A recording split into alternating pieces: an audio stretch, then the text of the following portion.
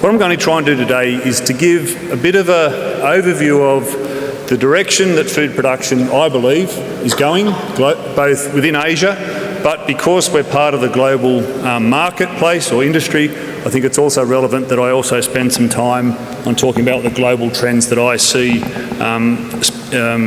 in food production, but obviously with more focus on poultry production. So I think we've all seen the report that the UN put out some years ago now, saying that by 2050 the world population is going to approach 9 billion people. And to do that, we're saying that we need 100% more food than we currently produce, and because of limitations to current arable land and so forth, the 70% of this food is going to have to come from somehow improving our efficiencies of food production. This is just a graphic from the World Food Programme showing the different areas, different countries within the world that are suffering from hunger. And the dark red are the ones that have chronic hunger. Orange and yellow are showing that there's some degree of lack of food or undernutrition in these countries. And what we're finding is that a lot of the countries are in Africa, India, China, and even countries like Brazil that have a very high output of poultry production also do suffer from some sort of levels of malnutrition or undernutrition.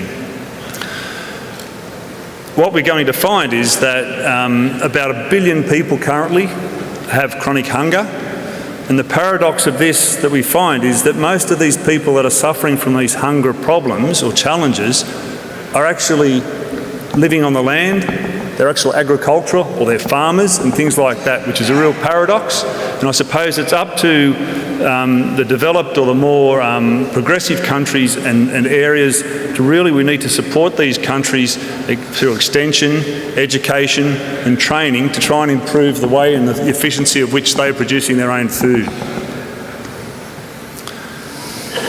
So looking at the global population, currently sitting at a little bit over 7 billion people. And today, about 20% of the population are located in China.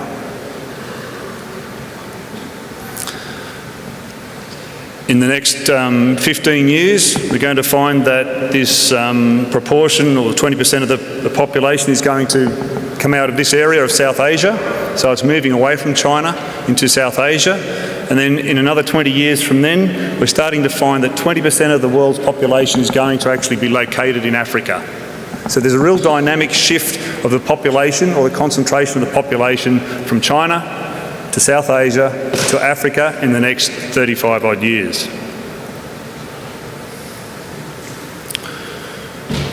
The arable land available is now fairly static. It peaked in the 1990s and it's sitting at around 1.4 billion hectares currently. The total current arable and permanent croplands is a little bit over 1.4 billion hectares. If we look at that on a per person basis, we're looking at about 0.2 hectares of arable plus permanent cropland to sustain one person. However, if we look at the forecast in 2050, with increased population and the inability to increase the arable land proportion, we're going to find that there's going to be about 22% less land to sustain each person. Looking at water. Obviously water is one of the main challenges, one of the main limits. It's a scarce resource. And what we find that in the green areas of the world are countries where there's little or no water scarcity. So we find that the mature type production systems, so we're looking at the Americas, Europe, Brazil, surprisingly enough, really don't have too many water challenges. There's not a scarcity of water. Where we're starting to find issues with water scarcity, once again, is South Asia and Brazil. Interestingly, Brazil is really still not a very, still got some issues as far as development or innovation in improving their efficiencies of food production. But the difference in why they seem to be so developed, and we know that they produce so much chicken meat and they're exporting both chicken and beef and so forth to the world, is because the government has a very well-developed, focused program on supporting their agricultural production systems.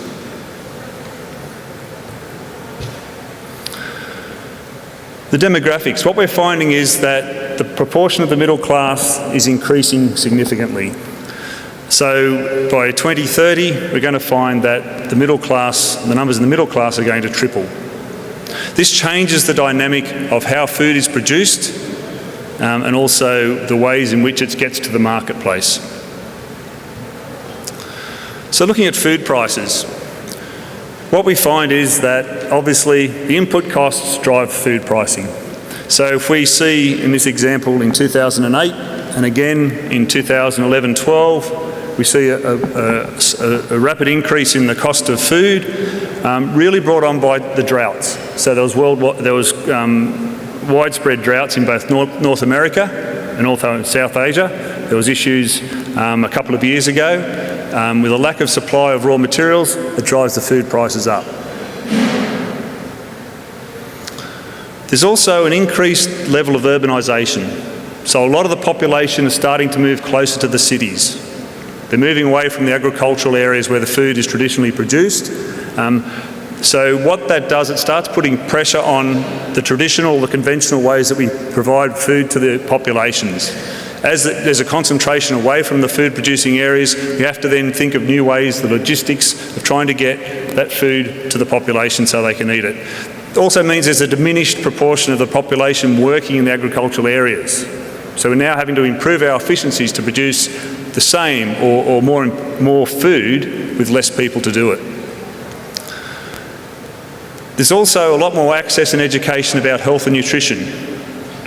And something that's extremely concerning, I think, is we traditionally think of the developed countries that have all these nutrition health problems, obesity, diabetes and things like that. But it actually is now a fact that India is the #1 country for the incidence of diabetes.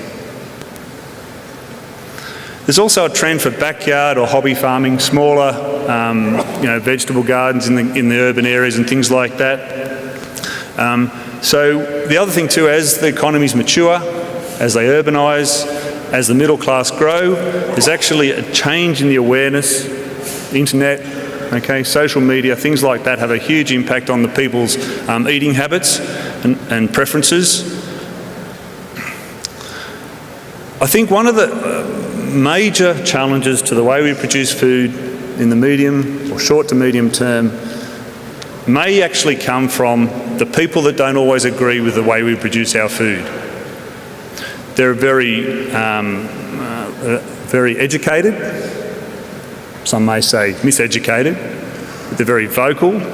They are very strong from a political lobby point of view, and they seem to be able to tap the right veins with the consumers to put pressure on the food producers. So they get into social media, they get into advertisements, they show animal welfare videos where they've gone into farms and taken videos of chickens or whatever that aren't in the ideal situations. There's also a lot of confusion. The nomenclature, the definitions that we use, free range, organic, natural, antibiotic free, barn. There's a lot of different terms that are used in the industry that confuses the consumers. In some cases, a lot of the consumers, mainly in the developed countries, don't want to change their preferences because they're confused. That may be a benefit in the short term, but in the longer term, we don't want confused consumers. It's our job to try and educate our consumers so they are well informed in the decisions that they're making.